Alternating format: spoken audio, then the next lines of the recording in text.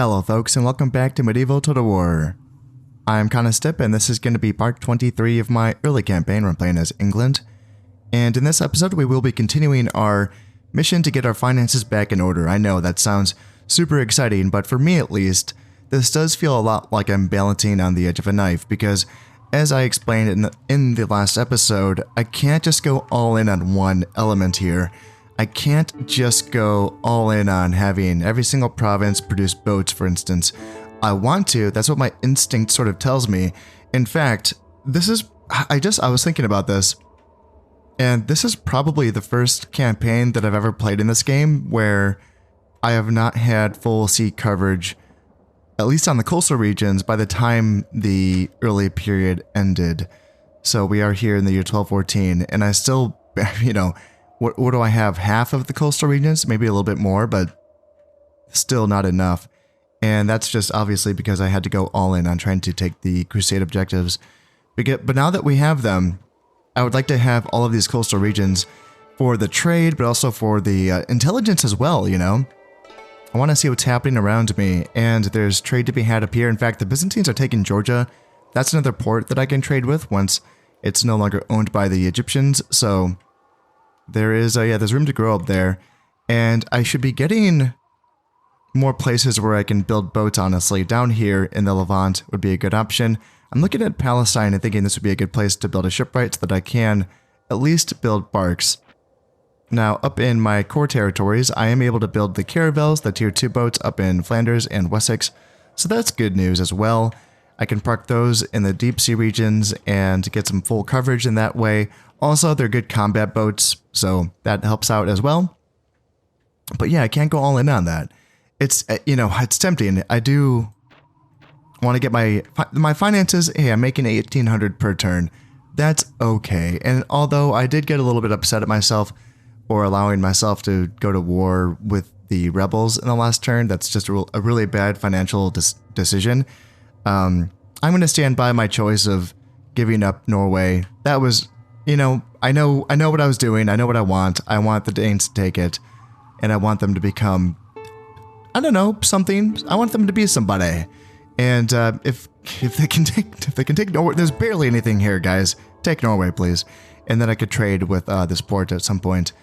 That would be fine. So, and then down here as well, I can, although I am bordering the rebels, yes, here in Lesser Armenia, that could change.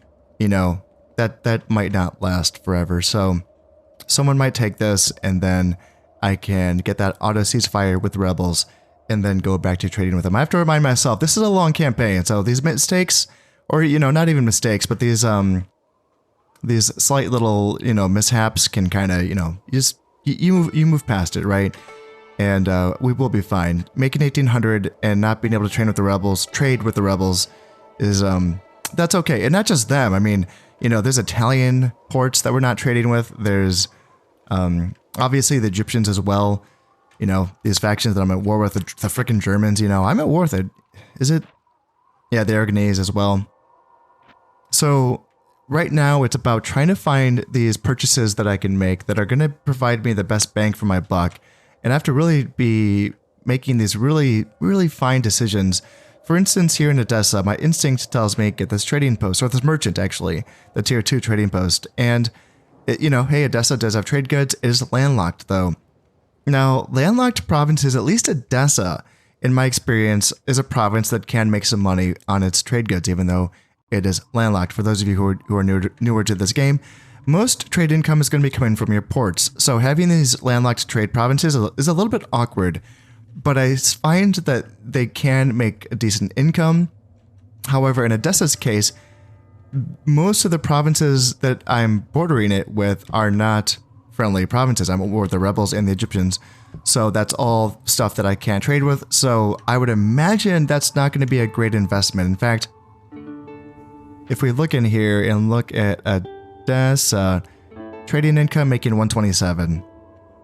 So building up the merchant building and the other tiers of trading posts after that, it'll be something, but yeah, I'm sure it, I don't know, it would be worth it, but it'd be better if I had more friendlies surrounding my territories. What I'm trying to say.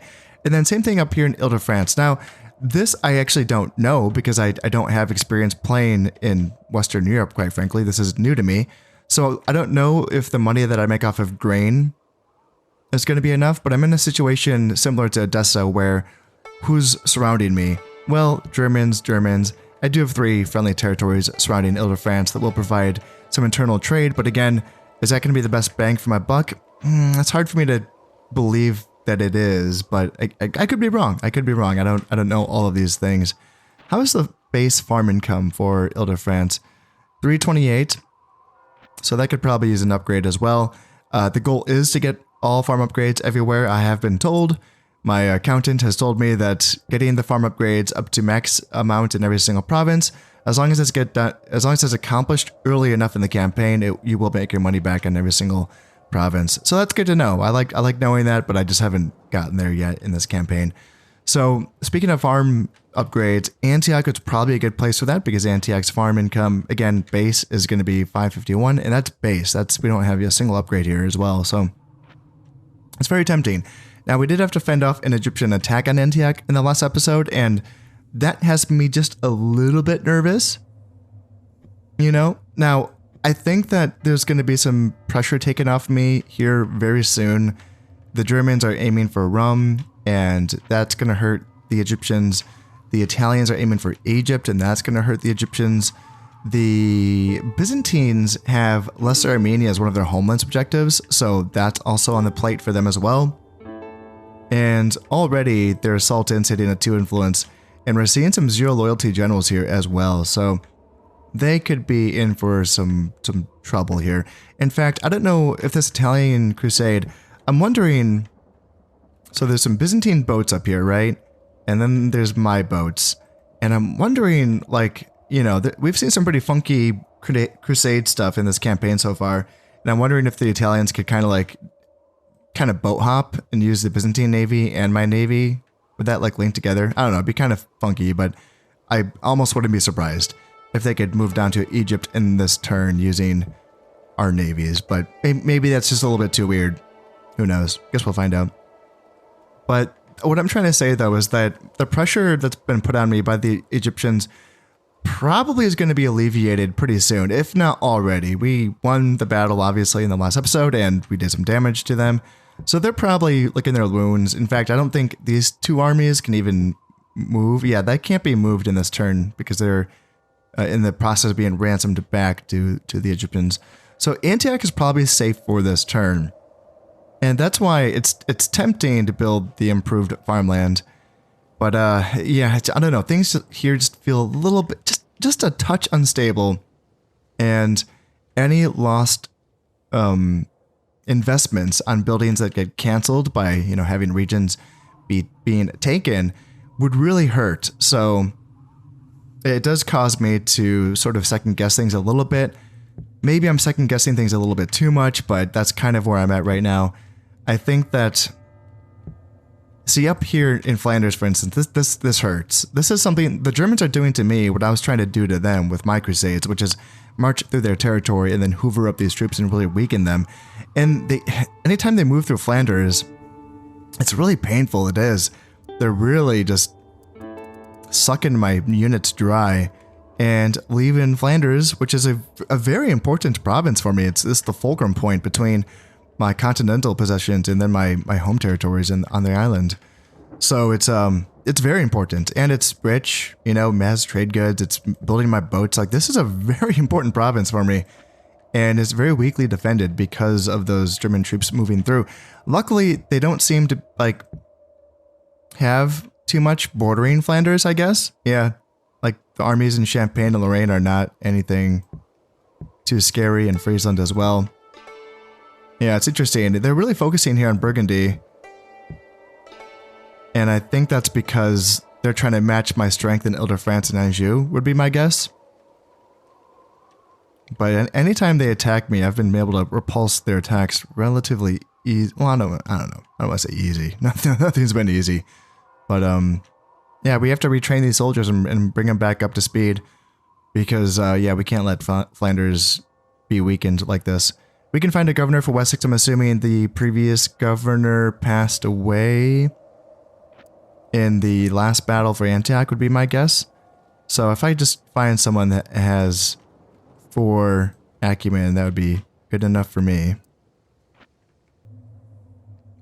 There we go. Henry Dispenser, a peasant captain with 4 acumen and weak principles. Yeah, why not? I'm not too worried about anyone bribing him, so we can make him the governor of Wessex. Make a bit more money there. I'll take it. And our son did just come of age in that last turn, I believe. Yeah, so we can find a job for him. He's important. We need him alive, for sure.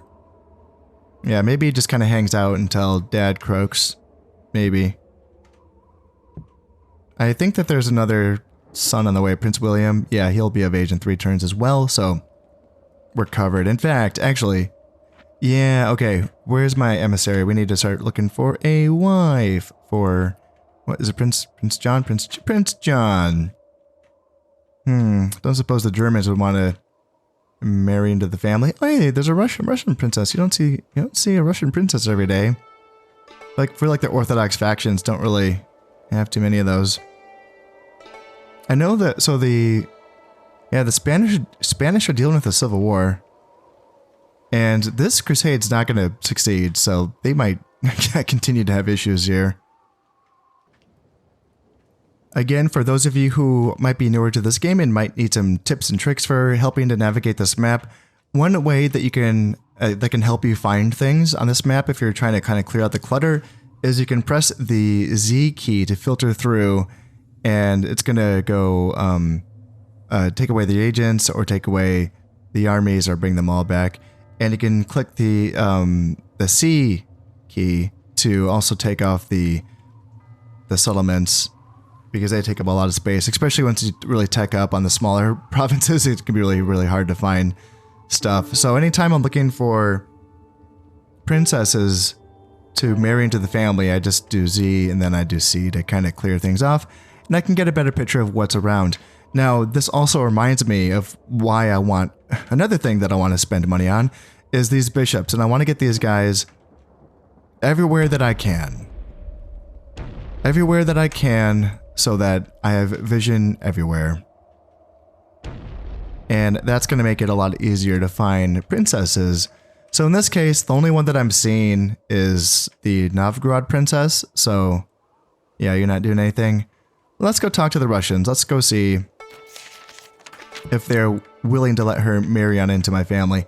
And if not, then how old are you? So I don't really, yeah, okay. So you're going to retire from princesshood pretty soon here. We'll just move you to Austria and see if you can see, just look around. And are there any other, do I have any other princesses? No, it's just you. Okay. Okay. Yeah, I need to get some more bishops going as well. And let's get, there we go. And we can start training these bishops. Because yeah, I need more of them. So bishops, boats, and I think I do want this shipwright down here. Being able to build boats down there seems clutch. But then also, you know, not to neglect my military. So what do I need to do to really catch up here? It looks like I'm able to train feudal sergeants up here in Mercia. I wouldn't call that catching up, but you know, if I can't train feudmen after the early period, then I need some decent spears. They would be good in the early period, and the high period, they're a little bit lagging behind, but it's what we got. And at this point, so we're 2 turns away before the merchants finished here in Mercia. After that, I might go Spearmaker's Guild so that I can get the billmen here.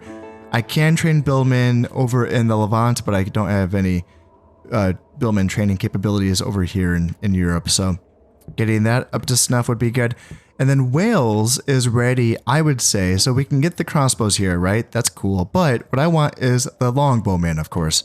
So I would say it's time to invest in a castle. 2,000 florins, it's a bit, yeah, it's a bit, but in 12 years we can get that done, and then we can build the 3rd tier bow building, and then I think that's it. I think we just need that building so that we can train longbowmen. And then when we talk about cav, or specifically heavy cavalry, the fact that we're still relying on Royal Knights is pretty haggard. I think it's time to start getting some full strength 40-man units of heavy cav eventually. And it kind of feels like we're starting from ground zero on this one, because yes, we can get Royal Knights here in Brittany, but that's it. I think that's all we have for like we can get Hoblars, sure, but in Brittany we would have to just get a horse farmer. I think Brittany is the place where I want to do it though, because I do at least have the Royal Palace here. So this is the tier 2 administrative building, so I do need like the tier 3 to start getting the Royal Knights or Feudal Knights, I think. So I'm a little behind here, but I'll get going on that. And it's tempting to get that going in Edessa just because I already have the horse breeder here. So I'm already kind of on the path towards getting that going here in Edessa, so it's tempting. But it's just so surrounded right now, and I think I'm gonna kind of let's just get the curtain wall, for instance. That's gonna be a really nice, cheap investment to improve the defenses of the settlement. So yeah, I think that's it. Maybe I want to move a stack from Palestine up to Antioch just to be safe for now. But I probably just want to keep things there for this turn, and then, yeah, just go back to training or retraining soldiers here in Flanders. Moving on to the next turn, and we got the Magna Carta. This is pretty exciting. The Lords and Barons of England have succeeded in limiting the king's powers over them and lesser men in the land. While the king's standing suffers a little, -1 influence, this act binds the nobility closely to their monarchs, +3 loyalty to all English generals. So it's kind of a funny one, because like the -1 influence is directly related to generals' loyalties, but here you are, +3 loyalty, so we're all looking pretty groovy, eh? And my king's influence, based on what I remember, was pretty gosh darn high, so he should be fine, I reckon. Yeah, that should be okay. Aha! Okay, this is exciting. A couple turns later, the Italians have been excommunicated. I like the sounds of that. And Prince William has come of age as well. Perfect. And we have that farmland finished here in Antioch.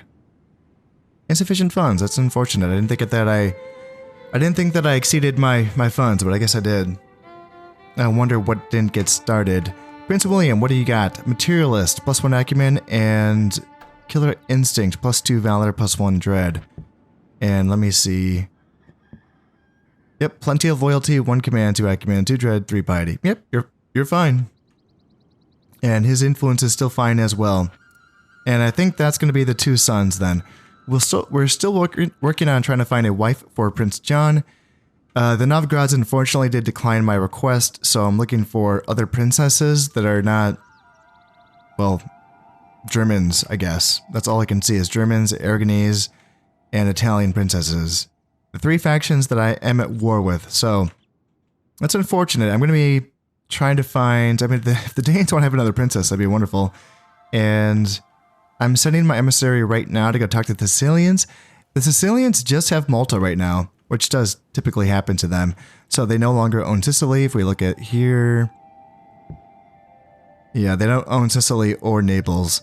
So they're just hanging out in Malta, so they're kind of just stuck here, which sucks for them. But hopefully they have a princess that they're willing to marry off to my family. That would be good. And then we can maybe get Prince William married as well. This is actually very shocking. The Egyptians did counterattack the German crusade, and they kicked them out of Rum, which I wasn't expecting. That was not on my bingo card. So they have 312 men left in this crusade. My goodness, is that crusade going to fail? It was 1 turn away from being able to succeed by taking out the garrison, but the Egyptians pushed back and won. Man, scrappy Egypt, they are just hanging in there. And that could be very good for me. It's funny because just like a few minutes ago I was saying that by having these crusades around me and having these Catholic factions around me, that's going to create a layer of security against the Egyptians. But now I'm kind of thinking, actually, you know what, if they both fight each other, that's cool too. And weaken each other, that is. And the Italian Crusade is doing some real wacky shit over here. Remember when they were like just a couple turns ago, they were over here in Bulgaria, and I was thinking what was going to happen with them? Then they went to Serbia, and then they used the navy to go from like some over here to Iberia, and then they're marching their way down through North Africa now? Really wacky, but I guess, I mean, if you're trying to hoover up soldiers, I suppose going through Iberia is the place to go. What are they at right now? 1,400? And they're not going to be losing soldiers. Although, yeah, they're excommunicated now. That's so funny. They're excommunicated, but they still have a crusade going. But they should be picking up soldiers as they continue to move through Christian or Catholic territories. And I wonder, because if they continue down this route, I wonder if they're going to be helping the Spanish push into Cyrenaica, or are the Italians just going to be using my navy to circumvent all of that and hit Egypt, which is pretty much wide open? Yeah, I'm curious to see which of those two is going to happen here. While the German Crusade continues to be beaten back from Rome, yeah, they have not been able to reclaim it. And with 176 men left in this crusade, I kind of doubt they're going to be able to. But, however, it seems like the damage has been done because the Egyptians are undergoing another civil war here. Yeah, they're really struggling. So, I wonder, out of these two armies here, would the Sultan even be able to win? I mean, yeah, he might. Kind of a tough little fight here, but he might win this fight. Gosh, I don't know. It's close. Yeah, who's going to win in Syria is going to be close. And then, I mean, heck, they might lose Armenia as well. They're probably going to be hanging on to Rum, actually. And then down here in Arabia, they'll hang on to Arabia at least. They will hang on to Sinai. They've lost Egypt outright. And the Italian Crusade has decided to march through North Africa and not use my navy, so I would imagine that means that the Spanish Crusade, if it doesn't like completely fizzle out by the time that the Italians get there, they might be able to help the Spanish actually push the Almohads back. They have a lot of Gulam bodyguards though. That's the one thing. That's the thing, you know? Can the Spanish Crusade beat that? Can the Italian Crusade beat that? I suppose it can, just through sheer numbers. Oh, wonderful. The King of Sicily has accepted my proposal of a marriage. So that is Prince John married up. Now let's try to get to work to get Prince William a wife as well. Prince John's greed. Oh no. Well, okay, no, that's a good one. +1 acumen, -10 happiness. I'll take the acumen. Yeah, once he becomes king, that will be relevant. I mean, the -10 happiness will be relevant as well. But there's ways around that, you know? Prince Edward, this is one of the uncles, or one of the brothers of the current king. Gluttony, oh, this is bad. Yeah, this is, considering also that Prince Edward is being counted on to lead the armies of Tripoli, not just to be a fighter, but -4 valor and -10 happiness. Now, the happiness isn't going to matter because he's not going to ever be king, and he's probably not going to be governor. I haven't checked his acumen stats, but I don't think there's any reason to make him governor once he's no longer blood-related. But the -4 valor is tough, because that's going to make him very likely to die in combat if he's being sent into a fight. Lord Mortimer, so you are a governor of someplace. -1 command, it doesn't really matter for lords, I suppose. Yeah, that's going to be okay. Let me just double check, because are you ever going to be in line to be a governor? No, 1 acumen, I'm not too concerned about that. I'm just more concerned about you dying in battle. This is very interesting. So even with the help of the Italian Crusade, it seems like the Spanish still were not able to take Cyrenaica. It didn't say anything about the Italians though. Let's see, the Italians are going to retreat from Venice from the papacy. Interesting. And there's some unrest in Armenia. This is going to be loyalist revolt for the Egyptians against the Byzantines, I think. Okay. I am the richest. Alright, I'll take it. And Godwin Svinford has died of old age here. Okay. And Inquisition in Aragon. That's a Italian inquisitor. And yeah, the Aragonese, I tried to get a ceasefire with the Aragonese, and they are just not having it, which is unfortunate. And then, same thing for the Egyptians. They also don't want a ceasefire. You would think that they would, like both of them, you know, because trade would, help both of us, right? But what do I know?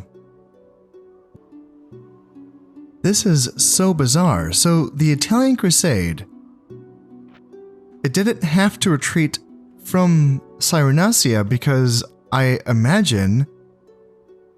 Okay, hold on a second here. So, because the Italians are excommunicated, that means they don't count as Catholic, right? So when the crusade passes through the Muslim territory, it's not an automatic war. I'm assuming there was an option and the Almohads said, yes, go ahead, pass on through.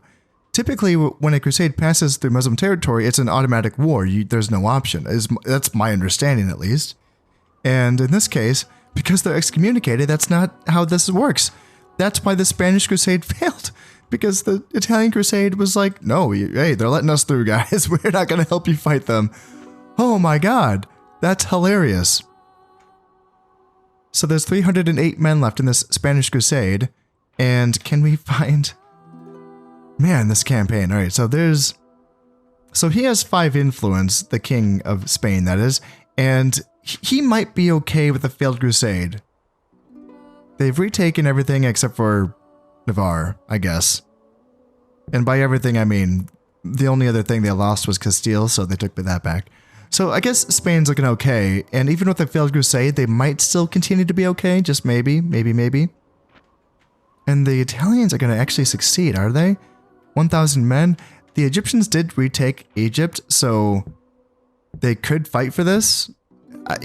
Obviously in the beginning they'll have to retreat back to the fort, but I mean, I don't know. What do they have here? 247 men, so not enough. And then in 531 men in Arabia. So maybe these forces can kind of push back, but it's going to be a tough fight, I think, to push the Italians out of Egypt. Unless they bring this force down from Syria, but even that, I mean, the fact that they're not accepting a ceasefire makes me think that that's not going to be the way that shakes out. We have ourselves a very interesting offer here. The Italians are actually trying to offer an alliance. Now, I can't imagine they're going to stick with this alliance because they are allied with the Aragonese and I'm at war with the Aragonese. But if I can just simply get a ceasefire with the Italians, that would be very welcome indeed. And in fact, I just sent my bishop to ask them for a ceasefire during this end turn, so I'm going to accept this offer of alliance. Again, I don't expect the alliance itself to stick. Now, again, allying myself with an excommunicated faction is a little bit dodgy. They are at war with the papacy, but I'm not allied with the papacy. So let's just accept that. And yeah, they accepted my offer of a ceasefire, as you would think. So that's nice. I like that. I really do appreciate that. Okay, so Prince John, who is here in Palestine, I have sent him here over to do some work, actually, and help lead some, well, just help lead the defense of Palestine. And Secret Avarice, so +2 acumen, -10 happiness.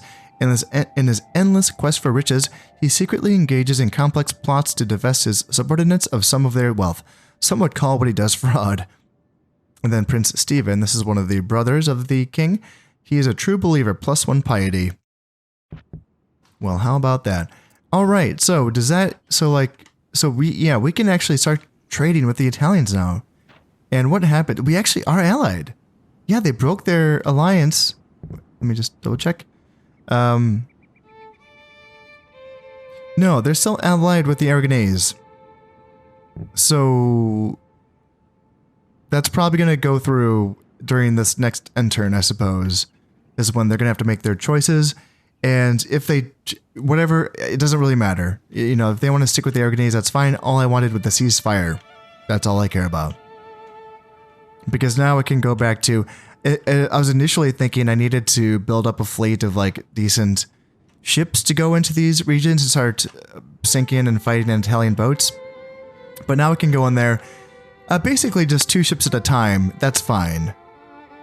2 ships at a time going into each sea region, And I can start making some serious money now, which is going to be very, very welcome. How the hell did the Sicilians get excommunicated? They're exiled to Malta. What? That was not enough? They needed to use their boats to attack papacy boats? Is that what just happened? Well, we have the Spearmakers Guild finished here in Mercia. That's a cool little picture there. So I think that means that we can start trading billmen in Mercia. And yes, we have the farmland finished up here in Ile-de-France as well. And treaty cancelled. So yes, he is going to remain allied with the Aragonese, but we are going to remain neutral, okay? So remember that, Italy. And King Edmund III, he's 59 years old, so magnificent builder, yeah, +2 loyalty, +1 happiness, awesome. Blackmailer, -3 loyalty, I need to check in on him. And Sir Anthony Greystroke, charitable, +10 happiness, okay. Let's go, oh, shit, I already forgot, was it you? Yeah, you're the blackmailer, you're fine. 5 loyalties, just A-okay. Okay, well, just on the year that I just proposed a ceasefire with the Germans in that last turn, and I guess this is what they think of that. So they're going to be attacking Flanders, and I don't think this is going to go too well for them. I outnumber them for one. Unfortunately, I don't have my good general here. I just have a 2-star, but he's still fine. This is going to be Prince Stevens. This is going to be one of the king's brothers. And I have 4 units of Royal Knights, one of them being, or two of them being of the high period caliber, so the really nice armor. And then 3 Howblars, 3 archers, some spears, the banged up Feardmen, but then some full strength feudal sergeants, and then 3 militia sergeants as well. So all in all, pretty decent. What are they bringing? They have a 2-star general, which is going to be a unit of mounted crossbows, and then a half-strength unit of Royal Knights. Ooh, they do got some Feudal Knights. They do have a full-strength unit of Feudal Knights. But I would say that my 4 units of Royals can beat their 1 Feudal. And then, and then their half-strength Royal Knight. They do also have another unit of mounted crossbows, but again, my 3 archers should probably outtrade the 2 mounted crossbows.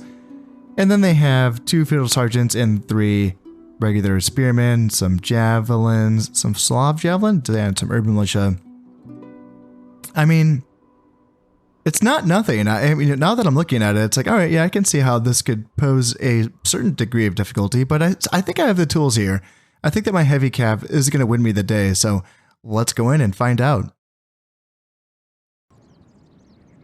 I am not going to be receiving the benefit of any high ground in this battlefield, but I do have 2 forests flanking either side of me, and I can sort of draw them into me this way, and I have my heavy cav on my right flank, and then my Howblars, because I'm further away from the forest, and they have further to travel to get to the fight. They're going to be on my left flank, and I think this is going to be okay. I was a little bit tempted to come up here. There's a cool little village up here that looks awesome, by the way, and it's right in my deployment zone. I was kind of tempted to kind of do something with this, but I don't think I have to do anything too fancy here. In fact, if anything, I want to make sure that my cav have clear lanes to charge, and I want to make sure that my archers have clear lanes to counter skirmish the enemy mounted crossbows.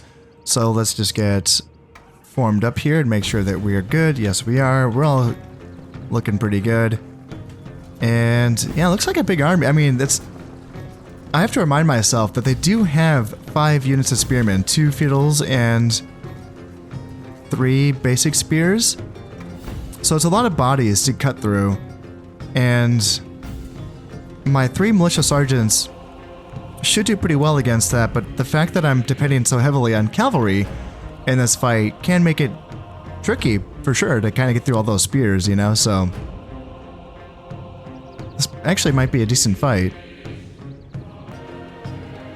It's interesting that they're sending this 6-man unit of Celtic warriors over to this forest. They're clearly scouting things out. It's tempting, actually, to kind of send my general up and just kind of remove that unit so that I can make sure that they don't discover my Howblars. It's very tempting. Because if he comes a little bit closer, Yeah, let's send them over here, and let's see if I can get a charge. They're bringing their mounted crossbows over as well. That's going to be the non-general unit. We're catching up to them here, and it looks like we will be fighting them in a little bit of forest here, but we should be able to... I would imagine we should be able to wipe out these, these Celtic warriors. Now, the mounted crossbows are right here, and this could be a good catch for us if we can actually just draw the mounted crossbows a bit further back, and then catch them with my Hoblars. That could be very worthwhile. Yeah, they're shooting at me. And I don't like that. So let's bring my general over that way. And then if they want to come forward here... let's see. Now go. Yeah, Hoblars jump on them, and I don't know if they're going to be fast enough. I don't know. I feel like Hoblars should be fast enough to catch mounted crossbows, but it seems like they might be... Oh, I don't know. It kind of seems like they... Yeah, they're being really skirmishy, aren't they? Any reaction from the enemy? Yeah, looks like they're starting to move now that they know that they've sprung at least one of my traps, and gosh darn it, it looks like this unit's going to get away from me. So that's actually frustrating. I was hoping I was going to get that grab there. So let's just bring my Hoblars back and see if I can put them back under cover. If I'm a bit more smarter than that, let's see if I can actually let's be a little tricky here, all right? Hoblars go that way, Hoblars go that way, and if we can flush them out, and then yeah, you go here and then here, and then you go here, for instance, and go around, and then the middle unit. Yeah, they're being sneaky, aren't they? They know better. They know better. They know not to get into the trap. Alright, let's just get back then. And on this side, they're also being rather clever. They're just avoiding going right down the middle. Man, sneaky AI, man. Yeah, they're, sometimes they take you by surprise by how decent they are when it comes to their tactics. Alright, so I think at this point, I want to get my Hoblars back, because at this point they're bringing over some cav, and I don't want to get caught out like that. So let's try to, actually, this is a little bit awkward. Let's come back here with my infantry. Let's try to reposition here and then here, and you guys can run here as well, and you guys go. And then on this side, I think I just have to get my Templars back as well, because I don't want them to get caught in the forest. Do we have any vision on the Germans over here? Yeah, let's get my Templars running. And let's try to reform my infantry before... Okay, Hoblars are not, they're not running. Come on, guys. And that's my fault. That's not... In Rome Total War, I complain all the time about how the hotkey for run doesn't seem to... Okay, what the hell? Okay, they caught us. Oh, mounted crossbows caught us and then killed us. Mounted crossbows are better in melee than Hoblars. Ooh, shit, here we go. Here we go, Feudal Knights going in. And let's go here, and then here, and then here. Man, they charged right into spears. That's ballsy. Let's try to get a flanking charge here, and let's try to bring you up. So... yeah, let's go charge here. Can we get a click? There we go. There we go. Let's try to destroy those Feudal Knights. Yeah, they ran off. Ran off those gosh darn. Alright, let's get Feudals back. Or not Feudals, but Royals. So, I mean, they charged into the Feudals and they got wrecked. So that was their best unit. Now we just have mounted crossbows that are behind us. Royal Knights that are off to the side. It's all a bit awkward, isn't it? So let's try to reposition here. And let's try to just continue to get back so that our guys can get into a solid position here to defend against everything that comes for us. And just, yeah, they really took our plan and just threw it right back in our face. So yeah, let's get back so that our archers can shoot at the crossbows and my spears can defend against the Royal Knights. What the heck? Why are these... What? My Hoblars are running away. They're disheartened by constant retreat. Oh my god. Oh my god, that is so frustrating. That's wild. So that's one of those things. I saw a lot of that in Shogun. That was actually very common in Shogun. You would see full strength units just run off because of retreating too often. Like retreating as in, you would see that with cav archers of all things, like the unit that's like made to retreat, you know, to skirmish, you know. You would see that all the time. Okay, they're charging the mounted crossbows into my spears. This is interesting tactic. Yeah, really, really bizarre. All right, halberds go in there and try to kill those mounted crossbows. And that's a good grab for us. Yeah, I'll take it. I will take it. You guys just go back and just go back. That's fine. And archers go back here. That's fine. Yeah, that's wild. That's, man, yeah, as I was saying, I saw a lot of that in Shogun. And it was very frustrating because it's really hard to use cav archers when you're like, all right, I gotta, you know, back up and then shoot and then back up again and shoot. But that's deemed retreating by your, like the morale system in the game considers that to be retreating. And it's like, hey, I'm skirmishing. I'm not retreating. Come on. And so, yeah, that you lose morale that way. And in that case, you just saw an entire full strength unit of halberds just break and run because we backed up too often. Oh man, it's a frustrating thing. It really is.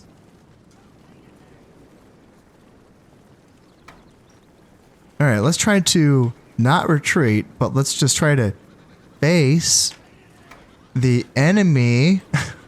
Okay, I'm not retreating, and then let's have these units face those Royal Knights because they're still there. Just kind of watching me, being all creepy like. And we're not retreating here. We're just going to face the enemy like that. They want to send forward a unit of militia sergeants unsupported. That's fine by me. My archers can start tearing on into them. And despite the fact that they have like decent armor for like the early period, they're still going to get ripped to shreds by 3 units of archers tearing on into them. I can even bring up another unit of militia sergeants to intercept them, even if they do make it this far. And no, they're not going to be making it this far. It's tempting to chase. Should I chase? Let's chase. Let's chase and let's see what they want to do. Let's see here. Okay, maybe not chase. I thought they're going to kind of go off that direction. I was going to get them, but no, that doesn't seem to be the case. At this rate, these mounted crossbows want to stand in front of my archers and take shots to the face. I'm okay with that. That's the unit that I want to shoot at with my archers. So even though my archers are probably at a third of their ammo left, that's still okay. Now, this army, yeah, they're being really maneuvery. Yeah, that's a word now, maneuvery. Being very maneuver. I'm not retreating. I'm facing, okay? Jesus. Oh God, I don't want. See, now I'm like, that's the thing. Like, I don't like it. I don't like it when it makes you afraid to move your army around. You know, you're like, oh, come on, it's not retreating. I wasn't retreating. I was giving myself space. Fucking hey. This is the kind of thing that you see a lot when you fight custom battles and the AI army that you've selected for it is inferior than your own. And if you have yourself as the defender and the enemy as the attacker, then what's going to happen is this, where you're going to see the enemy just kind of like really, like they know they can't win the 1v1s and they know they can't win the head-on matchup. So what they're going to do is constantly go back and forth and try to find an angle, try to get a flank, which, you know, it's pretty easy to respond to. All you have to do is keep turning around and around. It's weird, like in custom battles you go, well, yeah, you selected the custom battle, the AI didn't have a chance to decline the battle. That's how the mode works, right? In the campaign, they are the attackers. They chose this fight knowing what I have and what they have, and you would have thought that they would have calculated somewhere in there that they had an advantage that they thought they could take advantage of, and here they are dancing around me like a bunch of cowards. It looks like now they are making their move. Royal Knights are thinking about charging on this side, and I'm thinking about countering that move. Let's get militia sergeants up here to do a little flanky poo. And then let's get them up here as well. So they're going to be going heavy on this side. Spears against cav. That's not what I want. Let's bring peasants up, actually. And then on this side, let's try to intercept those Royal Knights with my Hobblars. Yeah, they want to get a rear charge in. Ooh, let's just charge them. Let's just get them here. Yeah, getting rid of those Royal Knights is going to free up a lot of our guys. And then just getting in peasants. Nope. You just go over that way. And militia sergeants, go up the center and support that side. And then support here as well. Hobblars get back, actually. Get back. Don't take their fight with the spears. And then get a flanking charge here, although you're going to get hit. But if we can just break them, that's going to be good. And here we have militia sergeants. Okay, so now we get a flank here and here as well. Let's go. And then now we get the flank here as well. That's fine. Yep, that's fine. So let's go here. It's not ideal. They broke my militia sergeant, so that's not ideal. But if we can get the flank here... Yeah, if you guys can rally, that'd be fan-frickin-tastic. And if I could... Can I rally any guys? Nope, I can't rally anyone. Yeah, this is a closer fight than I anticipated, honestly. Spears are losing, but... Let's see, are you guys shooting at all? They should be shooting. And these spears, it says they're evenly matched, but... Alright, let's get feared men into these guys here. And is there anyone I can rally? Yes, I can. Perfect. You guys come up. Perfect. They're being broken. Let's get the Halbars to run them down, and let's get my general to charge into those urban militia. Yeah, there we go. That's the break. And they want to charge their mounted sergeants or mounted crossbows in. Or is that what you want to do? Or is that what you're thinking about doing? Let's try to get some shots into their general there. And try to get a big rundown on all of these units. Halbars, chase spears, please and thank you. Royal Knights, I don't know. We're not going to catch the general, I don't think. But we can just run down everything else, and I'm fine with that. It would be nice to have two more units of Halbars, if that's for gosh darn sure. That's going to do it. We almost captured 400 men. 399, not bad. I was as thorough as I could be on that rundown there. So yeah, Militia Sergeants got 2 points of valor here for 82 kills and 33 captures. 32 men lost. Militia Sergeants, 1 point of valor. 1 point of valor. Royal Knights, 3 kills with 59 captured. Nice. And let's see, Royal Knights, 13 kills, 57 captures. Hobblars, 2 points of valor gained. Yeah, 18 kills, 121 captured.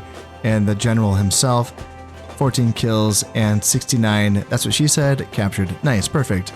So let's see if the Germans are going to be ransoming back these men. I would imagine so. I'm surprised that Spanish Crusade has not gone away yet. And yeah, they did pay us 1,600 florins to get those men back. So I will take it. Yes, the Aragonese are happy. That's good for them. And the Inquisition has ended here in Aragon. Good for them. We're catching Spanish assassins in Antioch. Okay. Interesting. So we have the ring wall finished here in Tripoli. That's going to be the defensive upgrade. And the King of Aragon has regretfully declined my marriage proposal. I thought that... oh, shoot. I was trying to ask the Spanish to marry me, not the Aragonese. That's really unfortunate. I thought that I... yeah, that's weird. Anyway, the Germans... Oh, yeah, no shit. Yeah, they reject the proposal of the ceasefire. Yeah, I get it. They attacked me. Prince John, my next in line. Avarice, +2 Ekman, -40 happiness. Alright, that's getting a little bit too extreme there, but hopefully that doesn't cause too many issues for my population loyalty when he becomes king. Yeah, I thought, yeah, there's a Spanish princess. I could have swore she was wearing yellow. I swear to God. Yeah, her. That's the one. Her. Talk to her. Not the, ones that are at war with us, for Christ's sakes. And German, yeah, come on, 2 influence, you loser. Forget a ceasefire with me, you ding-dong. Oh well. Honestly, not bad progress for an episode. I'm pretty happy with it. I am making a bit more money, yeah, almost 6,000. And that's just with having boats in the Gulf of Valencia and the Black Sea. That's it. That's the only improvement I basically made. I did finish up some more upgraded merchant buildings, and I am putting in more building projects for higher tier fortification buildings, because that's going to unlock the next tier of merchant buildings, right? So that's going to be nice getting that going. And the economy is going to start to snowball as all of this money starts to roll on in. I'm also working on getting farm upgrades going here and there. Just being, I'm having to really pick and choose my moments to spend money, but there's improvements going, and I do feel happy with the fact that I am kind of covering all bases.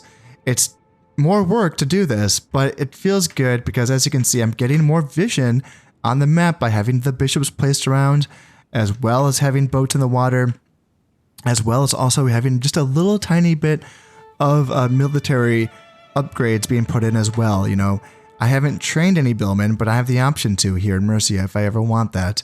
And I'm working on getting, I'm just a few turns away from having the castle finished here in Wales, which is going to allow me to get that, the longbowman eventually, right? So we're getting there. And once I feel comfortable, and then same thing here in Brittany as well, I just started the castle upgrade, but again, once that is finished, then I can get the last couple of buildings that I need so that I can train feudal knights. And once I can start putting out armies of, say, billmen, crossbows, longbows, maybe some feudal sergeants and feudal knights, then I can start to look at these mercenary armies here in the Levant and say, okay, let's start to save some money by disbanding these mercenaries and putting in some actual native English troops. They're going to be a bit cheaper for upkeep, and also you could make the argument actually that at this point I probably don't need this many stacks here to begin with. That's very, very tempting, but spoiler alert for those of you who don't, aren't familiar with this game, the Mongols are coming, and it's not going to be that long before they arrive. So I'm also very tempted to just kind of let things be with this for now, because they're the big wild card. You don't really know what's going to happen with them. You know that they're going to... The Egypt has Khazar. Well, they're going to get wrecked, because this is where the Mongols show up. This is where you don't want to have, unless you have like unless you're very strong. So, 6 stars or not, this guy's going to get wrecked. This army is going to get wrecked. The Mongols are going to come on in and just devour this small Egyptian force here in Khazar. And they're going to roll through the steppes, usually is what they do. Now, the impact that the Mongols have on like the Anatolian and like Levant region is mixed. They can really push on into Anatolia. Now, I don't see them too often push really hard into the Levant. So the Crusade provinces might be safe, but it is kind of a wild card thing here. And I wouldn't say that I'm ready mentally to just start to disband these people and until I see what's happening to the Mongols. If I see them come on in, and if I see them start to run out of steam, and if things are looking rather docile here, then I might start to think, okay, let's start to disband these people. And of course, as I said, if I am already bringing in my own cheaper troops to replace these guys, then fine, all bets are off. Let's go ahead and disband these mercenaries and make some more money. Before I go, I just wanted to say that if you're enjoying these videos and you would like to support the channel, then consider subscribing, liking, and sharing. It all helps immensely. Until next time, this has been Kana Sep playing Medieval Total War. Thank you very much, and goodbye.